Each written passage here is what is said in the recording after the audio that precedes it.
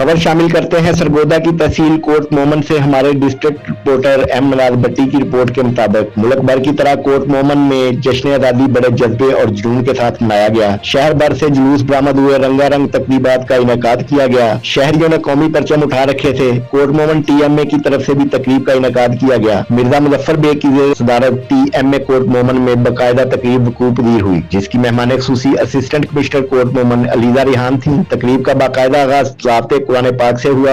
आका दो आलम की सनाखानी के बाद मिली नगमे पेश किए गए। इस मौका पर मिर्जा मुजफ्फर CEO कोट मोमन ने खिताब करते हुए कहा कि मुल्क पाकिस्तान बेशुमार कुर्बानियों के बाद मार्ज़े वजूद में आया था। हमें उसकी कदर करनी चाहिए। आज हम इसमें अपनी आज़ादी के साथ रह रहे हैं। हम अपनी इबादत अपने मजहबी आज़ादी के साथ अदा करते हैं। आज जरूरत इस बात की है कि हम पक्के और सच्चे पाकिस्तानी होने का सबूत देते हुए इसकी तरक्की और खुशहाली के लिए हर मुमकिन कोशिश करें और अहद करें कि इसके लिए हम किसी कुर्बानी से भी दरेग नहीं करेंगे। इस मौका पर Mohammad Nasir deputy police Kot Momin, madam Roma Fahim regulation officer, Malak Amair Mukhtar finance officer, Anjuman Tajiran Kot Momin और बड़ी तादाद में मीडिया नुमाइंदगान भी मौजूद थे।